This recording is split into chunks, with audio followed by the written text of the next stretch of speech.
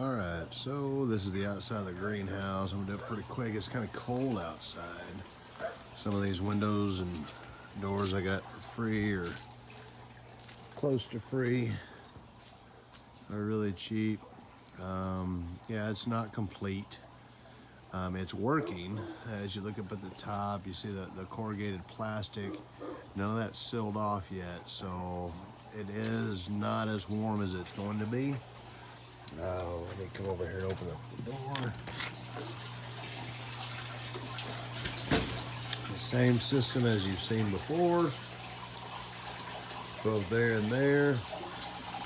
Inside the greenhouse, even though it's cold outside, let's check it out.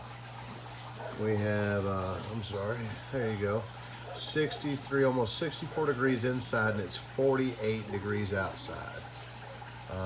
The warmest it was today was 70, and the coldest it was inside the greenhouse was 45. 45 because it was 22 degrees this morning. 22 degrees outside.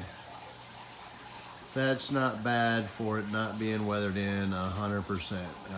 As far as sealed off and the insulation and those type of things, I got one barrier here, mainly for the wind. It's going to be a extra protection when I put the outside on. I'm looking at doing the corrugated metal or siding one over the other, and then the airspace between the two is basically going to act like a insulation. There's not too much really crazy going on with the plants. I opened this up. I think my last video showed most of this covered up. I've got some arugula. I have kale, and I have some Swiss chard that I have seeded. And those are going to be coming and filling in all of these extra spots. So hopefully here in a couple of weeks, you will see a whole lot more plants out here and probably some more lights. One of my previous videos, you see the lettuce. You saw the lettuce then. It was little tiny little baby itty bitty guys. These guys have really blossomed. Now, I'm a fairly good sized guy. My hands are quite large, and if you see my hand, which is about 10 inches from pinky to thumb, that plant, which is an iceberg lettuce, is going pretty good. On the other side, sorry about the mess, I had to do some trimming. We had a freeze, and then we had a couple days and we had another freeze, and then a couple more days, and it got really cold, like 24 one night and 22, and I was trying to struggle to get this thing kind of somewhat weathered in, and so far so good. I've got a lot of leaves I've got to trim off. If you can see, these guys, they've been kind of hit with the cold. But in the same picture, if you look at the top, you see I've got buds. I've got flowers going.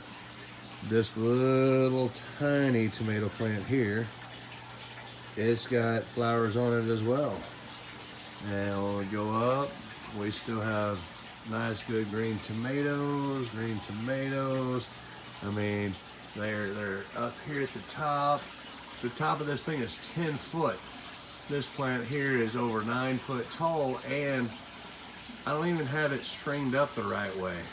The strings, if you notice, droop down, way down, because of how heavy the tomato plants are. So I'm going to actually attach them to the ceiling joist, the strings, not the horizontal but the vertical, to allow it to prop those plants up correctly. Believe it or not, they say that jalapenos like the heat. They like to be hot. But I've got a beautiful jalapeno right here, and if I kind of get in the right position, I got a little baby one there, and another one coming out there, another one back there. I believe that this little jalapeno plant, which, like I'm saying, I do apologize about how messy everything is. There's a good jalapeno plant there, and it's flowering. It's actually flowering out. That flower wasn't there, I don't believe yesterday. It might have been, but it hadn't been there for very long at all. In the background, there's more tomatoes. Up in here, little bitty baby tomatoes getting started. Some of them not. I think most of the okra, you see these stalks, most of the okra really got hit hard with the cold weather.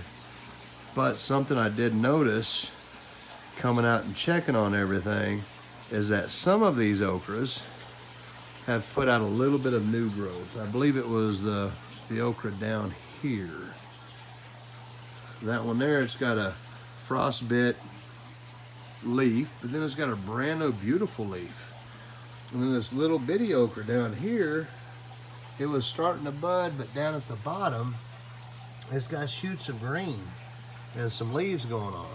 So I'm just gonna let it play out and see how it does before I pull these guys, because if it can get light and those leaves can take in that light, that sun, if you will, and keep that plant alive and healthy, it will rebud, and we'll have okra in the wintertime.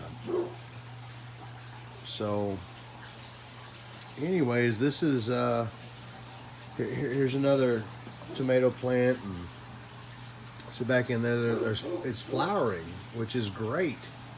I was so happy that some of these are actually flowering. See right up there, even how cold it is. This guy here is flowering. That one over there, he's even got a baby on it. It hadn't even dropped its flower shoot off the end of it. It like just developed over the last day or two. Back there in the back, we got more flowers, and we've got tomatoes all out. I'm gonna have to increase my lighting this time of year in Texas. Yeah, one day it may be 80 degrees and the next day it may be freezing cold. You just never know. But we definitely have less light, less sunlight on a daily basis than we do during the summer. I mean, during the summer, it's like the sun just like really beats you down. Wintertime, not quite so much. So this is the ebb and flow. I've showed it before. See if we can get some fish off in there. The water's not real clean. Let me see if I can shine a little light down in the water, because it's pretty clean. There's just some stuff on top. We got just basically goldfish. I got one, looked like one didn't make it. He's on the little screen there, but you got goldfish there, the sump tank. Believe it or not, there's one goldfish swimming down there and doing just fine. And it's the same way in the deep water culture. There's fish down there I could show you, and also in the fish tank itself. So there's still a lot of work to do to get this thing weathered in, to do some of the caulking and sealing up some of the open areas. And the plastic really wasn't my most favorite choice, especially on these eaves on the end. But it was, with all the work that I've been doing at work, what little bit of time I have on the weekends, I tried to do the best I could right before we had a big freeze. So Arctic blast, as they call it.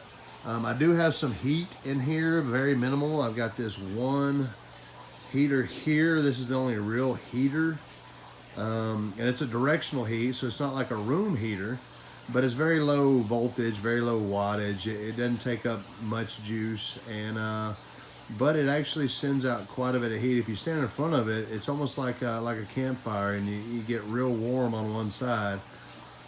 So it sends out quite a bit of radiant heat. My tables, I've moved it, and it's just full of tools and window cleaner, and there's my caulking down there at the bottom. I've done a little bit, but I hadn't finished it off. And then there's these two heat lamps up here and we got them a couple years ago for keeping the dogs warm during the winter time and what have you. And our dogs actually really like the cold weather. We got them hay, and just with the hay, they absolutely love it. So these lamps they didn't need. We set them up and they wouldn't sleep there. It was too warm. So I was able to put those in here, and they don't really put out a lot of heat. They really don't, not unless they're really close to what you're trying to heat. So I do want to make a quick note. If you look at the ground, I've got extension cords in and out of the door and all over the place. I mean, this is an electrician's nightmare. We got plug going here. We've got some plugs or some cords down there. When you come down to this end, it's the same thing. I mean, we got cord plugged into cord. It is an absolute mess. I do have a friend of mine, Randy Atkins, and he donated a breaker box for me. It's 100, I think it's 100 or 125 amp breaker box, which is gonna be way more than what I need in here, because everything I have in here right now is running on less than 15 amps. This is all on one circuit from the house. Not necessarily an extension cord, but pretty close. Everything out here is running off of one 15 amp circuit. So that breaker box is probably gonna go right outside. I'm not sure if you can really see it. There's a little bit of a reflection. But right outside this door is my woodworking shop. And then further back towards the back, which I'm pretty positive you won't be able to see, is my my metalworking shop. My metalworking shop, I have 200 amps service, and I'm not using much of it. So I plan on running 50 or 75 amps down to the woodworking shop, and then from there supplying this room. And I may give, 30 or 40 amps or something over to this shop, and or I'm sorry, this greenhouse. And that will be 100 times more than what I'm really needing, because it really doesn't take much. Most everything is, you got a little tiny pump there. We've got a pump down there pumping water up. Yeah, we've got some lights, but they're all LED super bright. These are, I think, 5K, which is 5,000 Kelvin, and super bright. The plants love them. You don't have to spend no $200, $300, $400 for lights for your plants. These here seem to work great, and then during the daytime they get the additional sunlight. I've got a couple of pumps down here pumping water in. There's just not a whole lot of electricity. That heater, it doesn't draw much, but if I wanted to put in an additional heater, I actually tried it last night when it was getting cold, and it was just a little small space heater, and it would trip.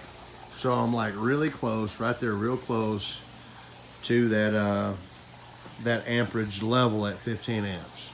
And I'm not an electrician by no means. I've played with it a little bit. I know enough that you always go on the top side, you always go overboard. If you think you need 15 amps, go ahead and put in 30 amps, because you're always going to say, well, heck, I want a radio, or I'm needing another cord over here to add some pumps or some filters or something. So that's my plan, and hopefully next time I come see you guys and you watch my videos, that you'll see this definitely taken care of, hung to the rafters, a lot more support.